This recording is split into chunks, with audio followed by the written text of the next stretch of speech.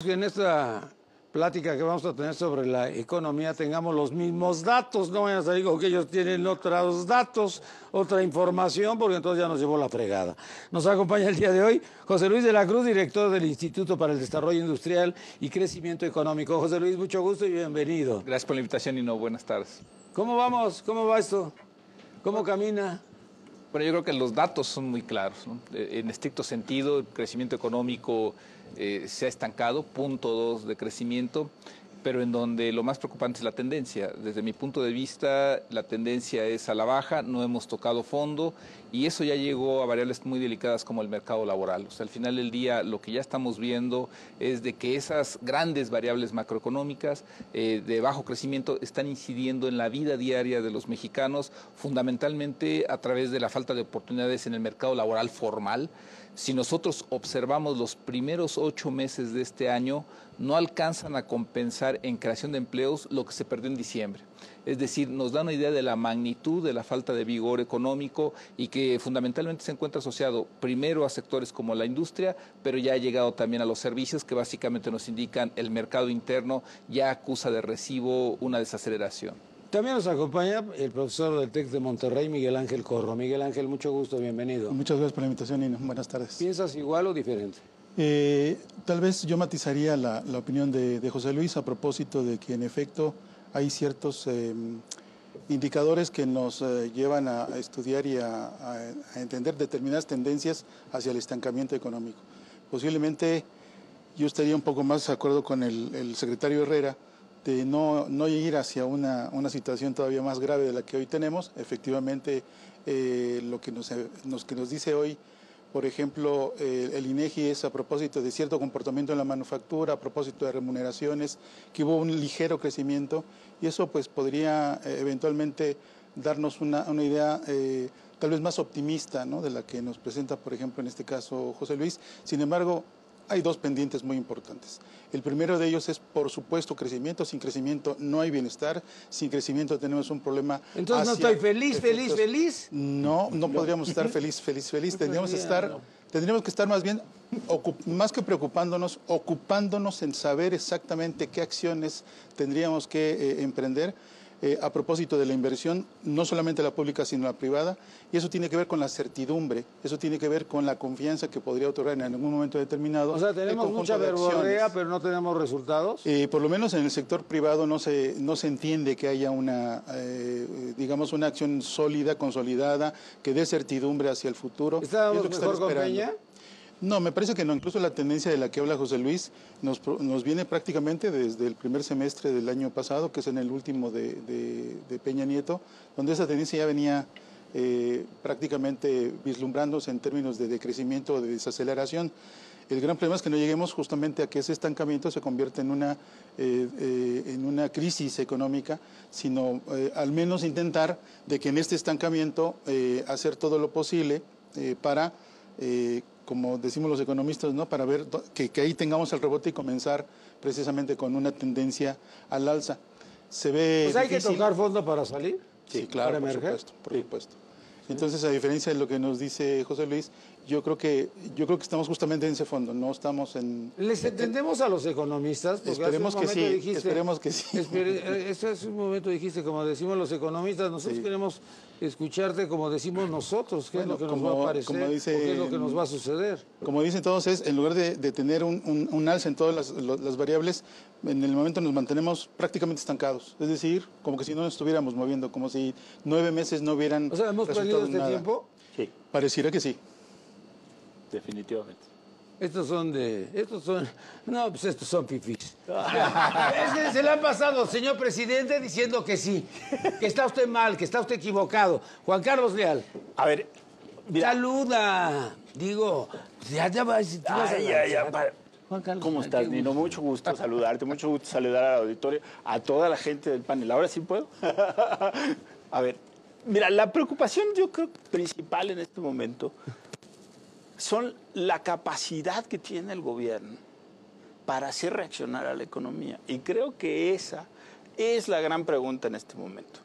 Si yo leo los criterios generales de política económica que se acaban de presentar, el presupuesto, etcétera, no me da una esperanza clara de que esto pueda modificarse. Hay sectores que tienen un peso muy relevante para la economía. Lo que decía José Luis respecto al empleo, el gran culpable de la destrucción de empleo es un sector, particularmente la construcción. Y en la construcción no vemos para dónde haya una solución en este momento, porque el presupuesto público vuelve a cometer el mismo error desde hace 20 años, que es cortar el gasto en inversión pública, en infraestructura, que es lo que le da trabajo a las constructoras. Seamos claros. Y ahí no hay una señal clara. Por otro lado, tienes toda la razón, los economistas parece que hablamos un lenguaje muy complicado, muy diferente al resto de la gente, pero empezamos a ver señales sumamente complicadas respecto a la recuperación del crecimiento económico en algunos sectores. Parece ser que este presupuesto no ayuda mucho en esa recuperación.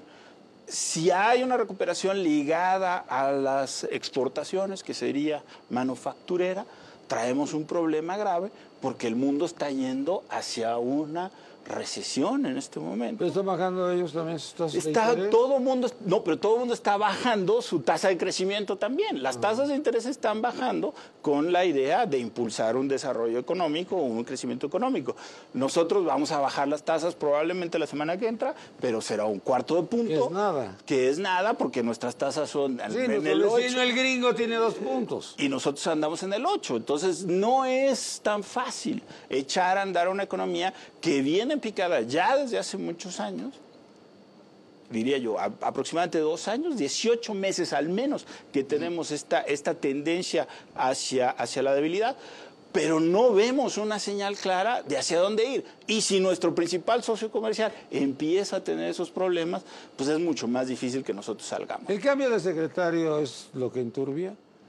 No, yo Porque creo son 2 secretarios de Hacienda. Yo creo que el cambio de secretario es un tema personal. No, bueno, pero lo que sea. Pero ¿le da un giro diferente? No. ¿Lo hace distinto? Definitivamente. ¿O está siguiendo lo mismo que estaba llevando a cabo Carlos? Definitivamente yo veo solo una gran diferencia y es la candidez del secretario actual.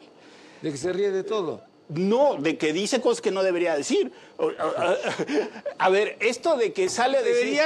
Entonces, ¿qué quieres que diga? Cosas que no debería decir. A ver... Que nos diga la verdad, carajo. Sí, pero sale y dice, el presidente se metió demasiado con el presupuesto. Sí, ese es el problema.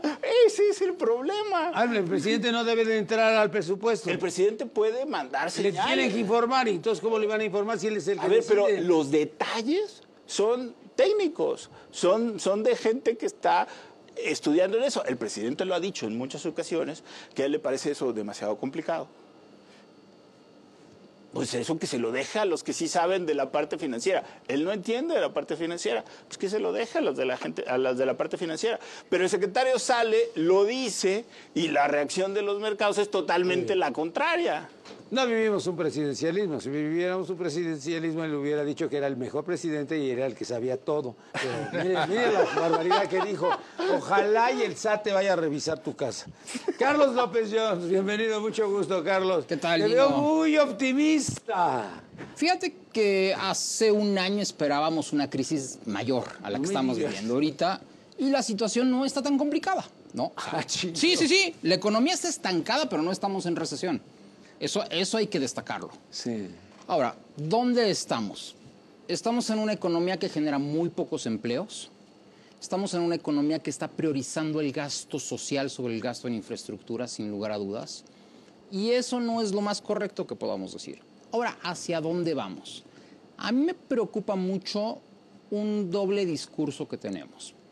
Yo veo muchas reuniones con empresarios, sacándonos la foto en Los Pinos, jajaja. No, ya Los Pinos ya no. Ah, no, perdón, en Palacio. En Palacio. Peña, Sí, perdón, en Palacio. Peña, perdón. En Palacio. En la nueva casa del presidente, ahí en su balcón, sacándose fotos. Y después no veo inversión en infraestructura.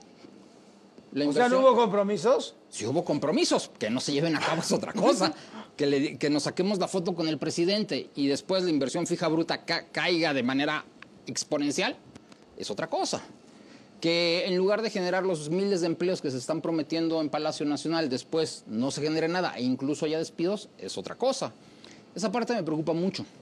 La otra parte que me preocupa mucho es las señales que nos da el gabinete. Por un lado, durante 2 semanas, el Financial Times, el New York Times, todos los periódicos diciendo va a haber farm outs el próximo año en Pemex. Pero lo dicen 3 secretarios, ¿no? Bueno, lo dice Romo, lo dice el secretario de Hacienda. Herrera. Y lo dice la secretaria de Economía. Y todo el mundo feliz, decimos, por ahí vamos a crecer, ahora sí vamos a crecer. Y ayer la secretaria Nale, que es la del ramo, dice no. Aguas profundas es negocio para Pemex únicamente y los privados no van a entrar. Oiga, secretaria, pero Pemex no tiene tecnología para entrar ahí. Pues no tiene dinero tampoco. No, pero siempre se había dicho que Pemex iba a aguas someras. Claro. No, por favor. Por eso había tanta emoción cuando durante 2 semanas 3 secretarios dijeron vamos a farm outs. Todo el mundo pensó aguas profundas. Claro. Pero ayer la secretaria dijo no. Pemex se queda con aguas profundas. Entonces tenemos todavía información muy encontrada de para dónde va el país, qué sí va, qué no va. Y ya llevamos casi 1 año de gobierno. Ya era para que tuviéramos una sola línea, que se pusieran de acuerdo en una sola 2 cosa. presupuestos preparados por el mismo gobierno. Este ya es el segundo presupuesto. Ahora, del presupuesto yo quisiera destacar 2 cosas. Una, hay cosas buenas. Prometer un superávit de 0.7 ha dado cierta tranquilidad. Eso es bueno, tener finanzas sanas. Es bueno que tengamos un endeudamiento pequeño. Sí, nos seguimos endeudando. El presidente dice que no, pero no es cierto. Este año nos endeudamos en 600,000 millones y el próximo año está programado otros 700,000 millones más o menos de deuda. Está bien, no nos estamos endeudando demasiado. ¿Es controlable? Muy controlable. Muy controlable. Muy controlable. Eso es muy bueno. ¿Qué es lo malo? Lo malo es que estamos diciendo que vamos a crecer al 2%. Todo el mundo ya nos pone en 1.4, 1.2 y no hemos empezado el año. Claro, o sea, claro. pero, O menos del 1. o menos del 1, pero para el próximo año, para el 2020. O sea, este año andamos en 0.5. 0.4, 0.5 ya es optimista. 0.3, 0.2 parece ya más realista. Para el próximo año decir vamos a crecer al 2%, oye, eso no es posible. ¿Por qué es malo decir que crecemos tanto? Porque entonces el IVA y el ISR tienen que crecer en esa proporción. Y si no crecen en esa proporción, pues entonces no hay recursos, hay que hacer recortes. Eso es muy malo. Ahora vamos a navegar en qué tipo de aguas, porque a partir del próximo año el presidente Trump va en directo para la reelección. Y nos va a golpear durísimo. Ahí hay 2 puntos. O sea, todo el mundo está esperando qué va a hacer o qué va a suceder con el Twitter del presidente Trump, ¿verdad? Que si pone aranceles, que si nos quita aranceles, que si nos hace, que nos hace.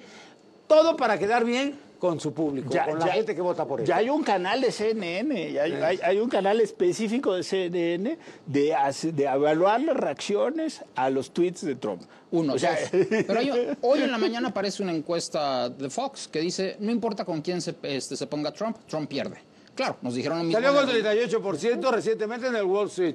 Pero nos dijeron lo mismo en el 2016. Nos decían, Trump pierde. Bueno, todos estábamos seguros que perdía. ¿No? Bueno, esa era la apuesta segura. ¿No? A todos. Y él haría la apuesta, ¿no? Bueno, otra vez volvemos con las encuestas. Y como bien señalas, Nino, para Trump es muy rentable pegarle a México. Puta, le fascina. Y rentable políticamente. ¿No fue a firmar el muro ayer? Ayer fue a firmar el muro en San Diego, caray. ¿Qué nos espera? Mira, yo sí puntualizaría algo. O sea, no estamos estancados. O sea, estamos desacelerándonos y estamos perdiendo fuerza de manera muy clara. O sea, el crecimiento de 0.2% que tuvimos en el primer semestre, lo que permite vislumbrar es que la economía va a seguir perdiendo esa fuerza. ¿Y eso quién te lo dice? O sea, el INEGI te manda el indicador adelantado y el indicador coincidente, y los dos, lo que nos están planteando, tanto en este momento como para dentro de 6 meses, básicamente es la economía mexicana va a seguir perdiendo fuerza. En julio el mensaje de las finanzas públicas también fue muy claro. Prácticamente todos los ingresos del gobierno cayeron, salvo el IEPS. Y eso el aplicado a las gasolinas, a las que ahora se dice no les vamos a mover nada ante el incremento en los precios. Eso habrá que ver cuánto te dan las finanzas públicas. Entonces, lo que ya tiene uno muy claro, en ese paquete de indicadores que son el adelantado y el coincidente, que es una mezcla entre el sector real de la economía, entre la producción, la industria y la parte financiera, no hay una perspectiva de recuperación para el cierre del año. Segundo, el propio gobierno lo está planteando, digamos que nos están engañando con la verdad. Si uno observa los criterios de política económica, va a encontrar, a mí me parece, dos mensajes muy claros de, por favor, tomen sus precauciones. Y el primero es los ingresos que está pensando el gobierno, el sector público federal, es decir, incluyendo a Pemex, CFE y toda la arquitectura, de cuánto va a ser el incremento de sus ingresos para el 2020 versus los de este año que de por sí no van bien. Y el crecimiento es 0%. Es decir, lo que básicamente le está diciendo es como si un padre de familia llegara a su casa y le dijera, ¿sabe qué? Septiembre, hoy en septiembre, te aviso que de enero a diciembre del año que entra no voy a tener un peso más. O sea, voy a reponer el incremento de la inflación. Aunque crezca la economía. Ahí voy a lo paradójico. Es decir, normalmente cuando uno hace el presupuesto, cuando la elaboración del presupuesto federal, parte del crecimiento económico y parte de ese, y sobre todo de cuánto va a crecer en términos nominales, es de donde agarran la cifra para calcular cuánto de ISR, cuánto de IVA y todo lo demás. Y lo que el gobierno está planteando es, a pesar de ese crecimiento, la recaudación que se obtenga por ese crecimiento no va a compensar lo que va a mermar por otras entradas, fundamentalmente en la parte petrolera. Pero ¿qué es la historia que nos plantearon en la carátula del escenario macroeconómico? Que la producción de petróleo va a crecer en 200,000 barriles diarios. O sea, una cifra que no se ha visto en varios años, ¿no? Desde el 82. Entonces, ¿qué es lo que se está planteando? Que se va a tener éxito de un año para otro, no solo en frenar la caída de la producción, que es lo que se está viendo en 2019, sino en incrementarla como no se ha visto en los últimos 30 años fundamentalmente. Dos, que entonces uno no entendería por qué la caída en los ingresos totales, si la economía va a crecer 2% en términos reales y por otro lado vamos a producir más petróleo. Entonces, al final del día, el gobierno yo creo que lo que está planteando de manera muy clara, y ese es el primer elemento, es el año que entra la situación de las finanzas públicas está muy comprometida a pesar de que lográramos ese crecimiento. Pero el segundo mensaje que también nos está enviando de forma muy clara está en la página 112 de los Criterios Generales de Política Económica y es el escenario macroeconómico que además nos avientan hasta el 2025. No está el 4% de crecimiento. Es decir, Plan Nacional de Desarrollo que se acaba de aprobar hace un par de meses, que decía 4% en promedio y 6% al final. Los criterios generales de política económica por segundo año consecutivo, lo más que nos dan, en este caso, 2024 y 2025, es un crecimiento de 2.7%. Eso básicamente que es, están pensando que la capacidad potencial del país sigue en 2,5%. Pero ¿cuál es el mensaje que muy bien decía Juan Carlos que nos da la construcción? La construcción hoy, su capacidad potencial va a la baja. Es decir, ya no nada más es problema de que tengamos falta de crecimiento y falta de inversión. La capacidad productiva del sector de la construcción, particularmente el de obras de ingeniería civil, que son las grandes obras, su capacidad potencial ya va a la baja. Es decir, México ya no tiene un potencial de 2,5. Hay que recalcularlo y seguramente está más pegado al 2 si fueran bien las cosas. Y con esto me callo. En los últimos, de diciembre de 2012 a la fecha, en los 79 meses que han transcurrido con datos, en la construcción el 60% de los meses tiene tasa de inversión negativa, el 60%. Entonces yo coincido que la desaceleración venía desde el año pasado, pero alguien en su escritorio entre agosto y diciembre del año pasado, cuando estaba haciendo los planes para el año, para este año y los que está haciendo ahorita, no se fijó que la desaceleración venía y dijo vamos a crecer 2%. Y ahorita se sigue sin admitir que la desaceleración está mal elaborado el presupuesto porque no tiene datos reales. No, los datos son reales. Las proyecciones que yo creo, que un poco como decía Miguel Ángel, ese vaso pues está viendo medio lleno, ¿no? Es desde hace 40 años. Pues ahora ya vamos.